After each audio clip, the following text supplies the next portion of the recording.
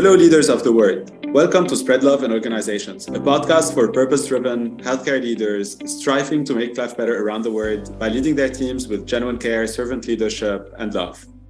This episode is very special. In partnership with ESCP Business School, I'll be giving the mic to students, our leaders of tomorrow, to discuss with incredible healthcare executives about their journeys and leadership beliefs. Hello, I am Charlotte Périsset, special master student at ESCP Business School in Paris, and I'm thrilled to be joined by an outstanding innovative leader, Thierry Hulot, General Manager of Merck France and President of LEEM, the French Organization of Pharmaceutical Industry. Thierry Hulot has a degree in pharmacy and an MBA from Ashridge Business School. He started working at Merck in 1995 in research and development in Lyon, in France. After different strategic positions, Thierry Hulot has taken on the role of General Manager of the Biopharma Division of Merck in France. This lover of art is also involved in the defense of the interest of pharmaceutical companies in France, as he was elected as the President of LEEM in July 2022. Thierry, it is such an honor to have you with us today. My pleasure is mine, Charlotte. So to begin, we know that you have such an amazing career path and you are now involved in two main positions. So how do you deal with this position and your personal life and passion for art? Well, actually, that's a good question. And the day I was elected as head of the trade association as well, my life is going to go completely south. So let's take time to breathe and organize. And actually, once upon a time when I did my MBA, I read only one management book. And the name of the book was More Time and Less Stress. And it's a very funny story because it says, let's imagine that your boss drive into your office and say, Thierry, I have an outstanding project for you. It's a unique career opportunity. It will take 25% of your time and you have to do it on top. And you are stupid enough, you will say yes. And the worst is, not only you will say yes, but you will deliver. So what is the learning, my friend, is actually in your current setting, you have already those 25% of time available, but you ignore them. So organize yourself better and you will find this air to breathe. So it's really every time to say, pause, what are the critical things I need to do, to achieve, to deliver today? And I spend every morning time to really consciously think, what will make this day a success? And there's no rewind. Time pass. So let's make sure that this day will be successful, and success include enjoying the show, enjoying the time, having fun in the journey. Thank you very much for sharing your story. So perhaps can you tell more about your greatest strengths as a leader and what are the biggest challenges you had to face in your career path? Well, I'm absolutely convinced that leadership has different facets based on individual personalities. And whatever is your facet, it's okay, as long as you're authentic. And authenticity is a super high value for myself. This is what I'm looking in others. And this is somewhere, I would say this is my North Star. The second part of your question is, what is the biggest challenge I ever had? I would say it's not one challenge, as I discover along the journey that in many situations, I was brutally confronted to completely unexpected situation that nothing in life, nor a university class, nor an MBA, nor a pharmacy degree can prepare you for. But all your previous experience give you clues and insight on how to start addressing the problem. So my philosophy in life, my leadership is, guys, let's be prepared for completely unexpected things. And the day they happen, stay strong and solid on your value, stay authentic, stay coherent, and onboard your team. Thank you. It's really inspiring. And to continue about the leadership, what should today's leaders focus on for the future, in your opinion? Well, I don't know. It's something really to focus on. What I would say is my leadership vision. You know, there's many books on leadership, and the one that works for me, and hopefully for the team I want to inspire every day, is quite simple, and it has 3 basic rules. Every time I have a decision to take, the first question is the decision I'm going to take good for my company? Because I strongly believe in my company value. I strongly believe in my company vision and mission.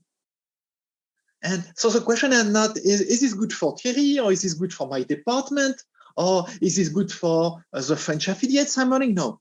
Is this good for my company? Right now it's Merck. Means it's this link back to authenticity. Let's assume that I will not be aligned with my company mission, my company vision. I will quit because this is me. So first is have this high degree of coherence and ask yourself, the decision I would to take, is it right for my company? If so, let's deliver it. And you know, when you're a leader with huge team, it's not send an email to the team and say, good luck, my friends. As at time, you have to be hands-on with the team to help them solve the issue, to get your hands dirty. Time to time, you have to make a deep dive into the details to understand the technicality of it and really support the team by demonstrating that you are hand with them to solve the complicated issue. And my third rule for leadership is, at the end of the day, in 99% of the case, the one who will really deliver on the business, it's your team. So take care of your people, take care of their development, make them feel rewarded, acknowledged, give them opportunities. And with this, you can navigate. Thank you very much. Those are really great advice. Thank you for sharing your vision. I have a question regarding my experience and the experience of junior people. What advice would you give to a junior who wants to have a strategic role in the pharmaceutical industry? Get started. Get started. And, you know, you don't know which opportunity will pop up. And get started. And at one time, a dossier will come to your office. An event will happen that will require people to be smart, to be engaged, and jump on it. Don't shy, don't hide.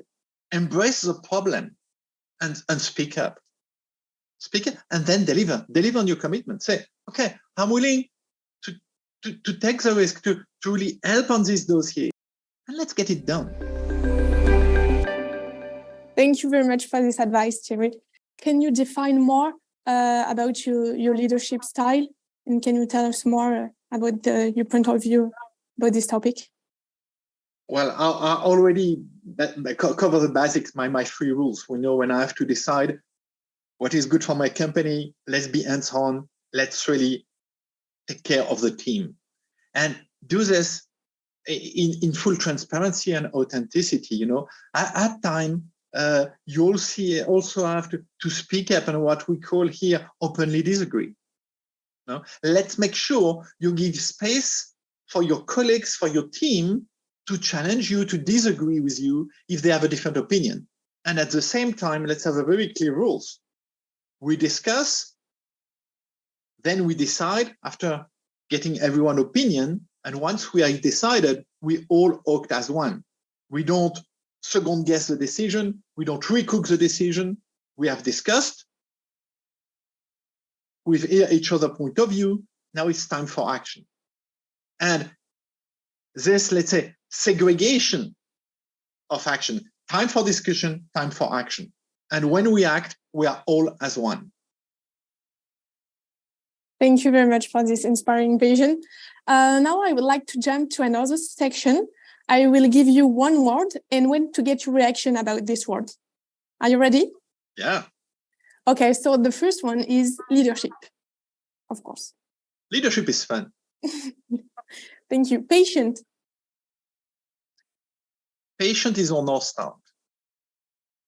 Sustainability. It's a must, and I feel ashamed that my generation has ignored sustainability for far too long. Okay, thank you. And the last one, spread love in organizations. Well, spread love in organization for me is another, and I would say more original, more creative way to tell every colleague you matter, and I'm going to take care of you. Any final word of wisdom for healthcare leaders around the world? Guys, around our small planet, there's millions of people suffering from highly debilitating disease. So there's a need for innovation. There's a need for new treatment. And you leaders in healthcare, young leader in healthcare, in the years to come, will be the one making the difference to help all the patients. So embrace it, don't shy, and let's start working, guys. Thank you so much, Thierry, again for your time and such an inspiring discussion. Thank you so much. Thank you. My pleasure. Thank you, Thierry, and thank you all for listening to Spread Love in Organizations podcast. We have such an important responsibility as leaders of today to plant the seeds for the leaders of tomorrow. Connect with us on SpreadLoveIO.com and subscribe to your favorite podcast app. Most importantly, spread love in your organizations and spread the word around you to inspire others and amplify this movement our world so desperately needs.